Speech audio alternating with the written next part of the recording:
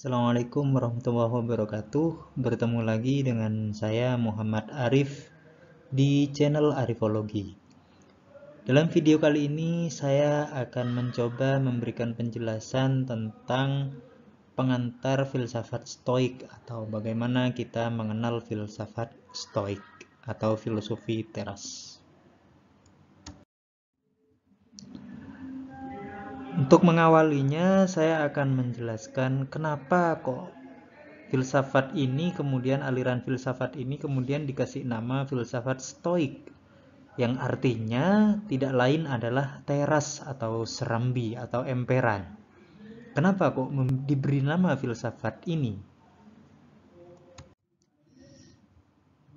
Asal-usul penamaan Stoik ini berasal dari Zeno. Zeno ini merupakan pencetus Stoicisme. Zeno ini dulu merupakan seorang perantau ya di Athena. Jadi dia aslinya dari Kition dan dia merantau ke Athena. Karena dia posisinya di Athena itu merantau dan dia belajar di sana dan juga mengajar di sana. Tetapi karena dia merantau, dia tidak dibolehkan untuk memiliki ruang sendiri. Karena begitu, akhirnya ia pun mengajar di tempat umum. Di situ, yaitu di teras-teras atau di serambi-serambi di sekitar jalanan Athena, yang disebut sebagai Stoa Poikile.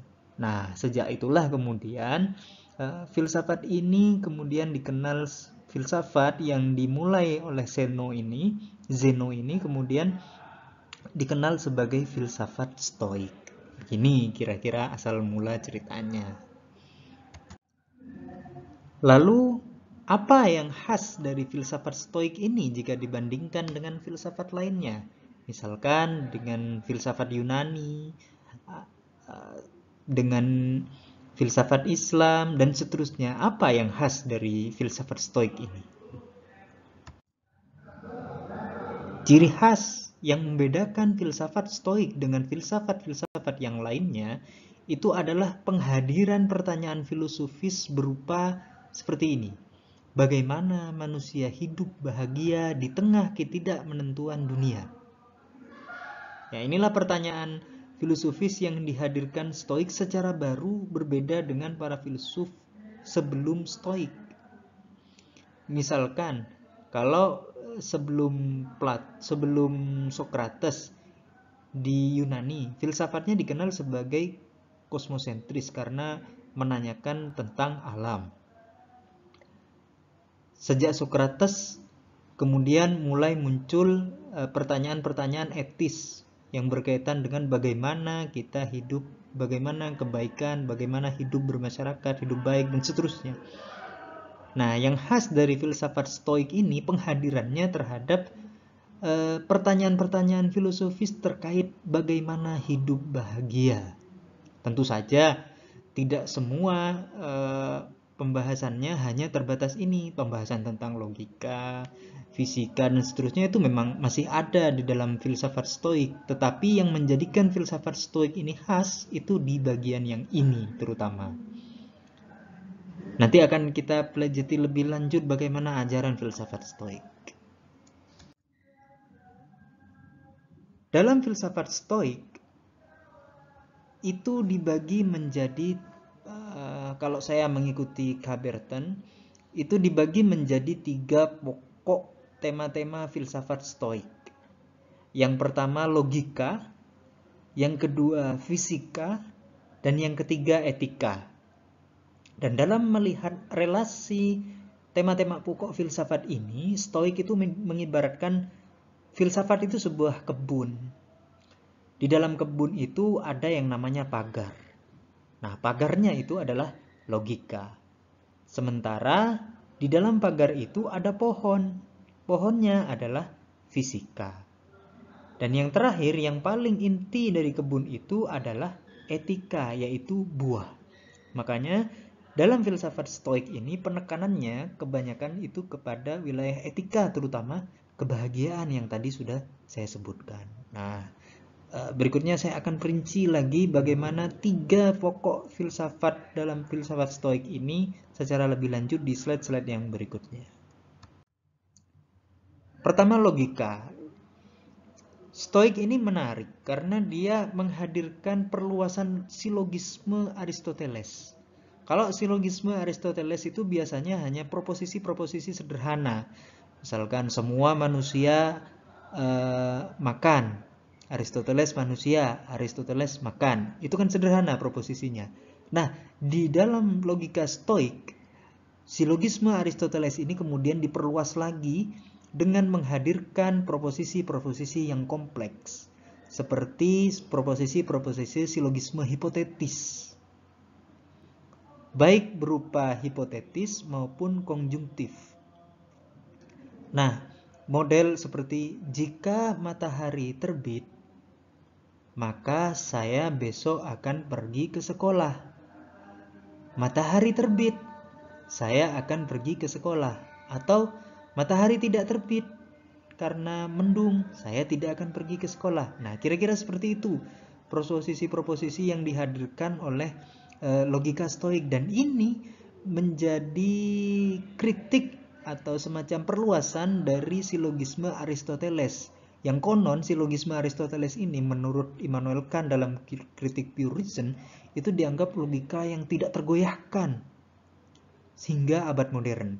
Tetapi kalau kita periksa sebenarnya di abad yang tidak begitu jauh berbeda dengan Aristoteles, itu sebenarnya silogisme itu sudah mulai digoyahkan, terutama oleh kalangan Stoik ini, walaupun tidak setenar silogismenya Aristoteles, kalah pamor pada saat itu. Tapi kemudian ini menjadi tetap disadari, dan di kemudian hari banyak perkembangan logika modern itu dipengaruhi oleh logika Stoik ini. Salah satu yang sangat berpengaruh dalam pemikiran modern itu misalkan nalar empiris.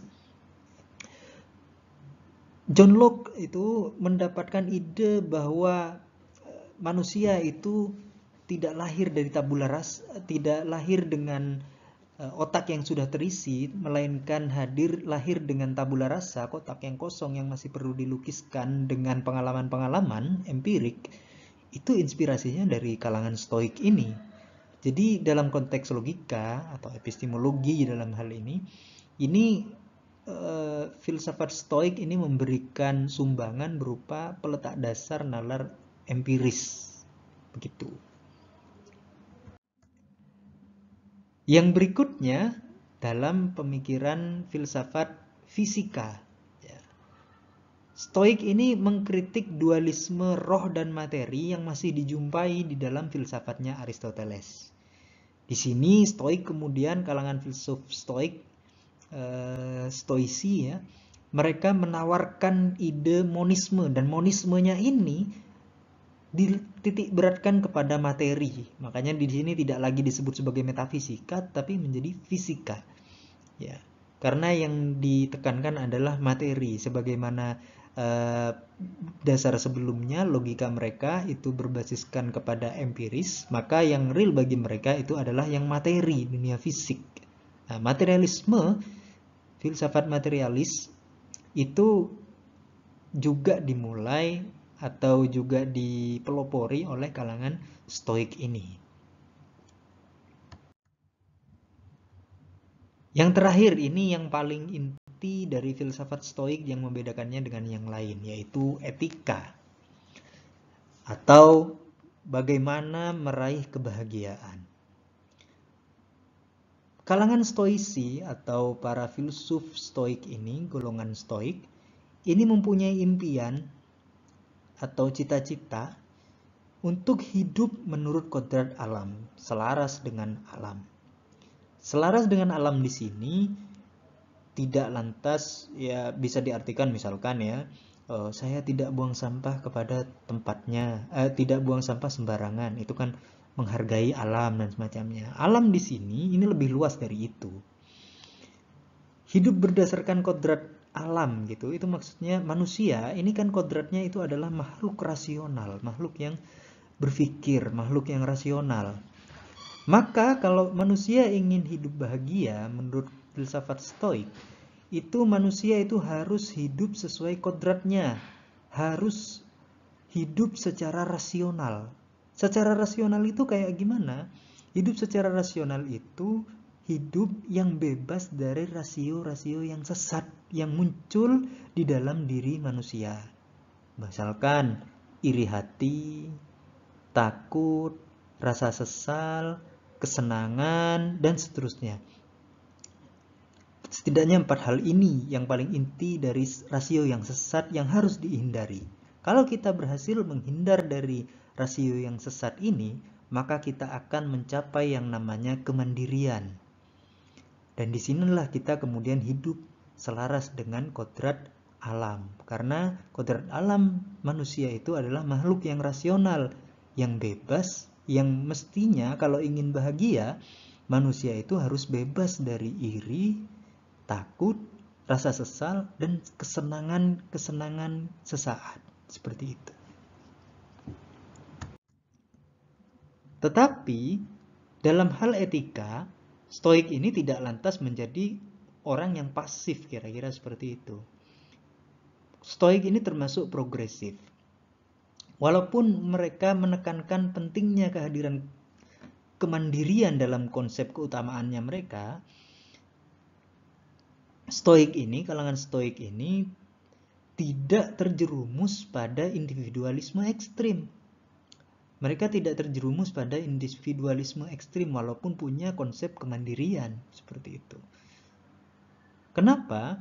Karena selaras dengan alam itu tidak hanya kodrat manusia itu tidak hanya makhluk rasional tetapi juga makhluk sosial gitu.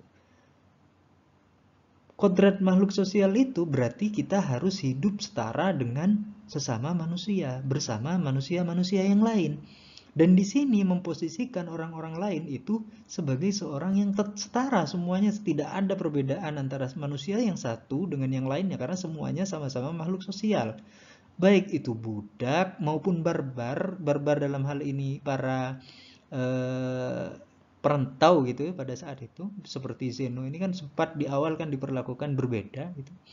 Maka dengan pengalaman mereka, terutama Zeno tadi itu, mereka kemudian menganggap bahwa dalam hubungan sosial bermasyarakat, manusia itu seharusnya setara sama, tidak ada yang namanya budak, tidak ada yang namanya tuan dan semacamnya.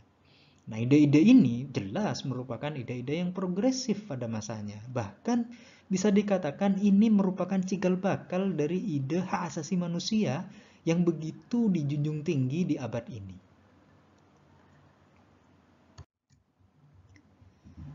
Barangkali itu yang bisa saya sampaikan terkait pengantar filsafat Stoik. Saya tutup dengan mengutip perkataan dari Schopenhauer, selama kita tunduk pada hawa nafsu, tak akan kita jumpai kebahagiaan. Demikian dari saya. Terima kasih. Assalamualaikum warahmatullahi wabarakatuh.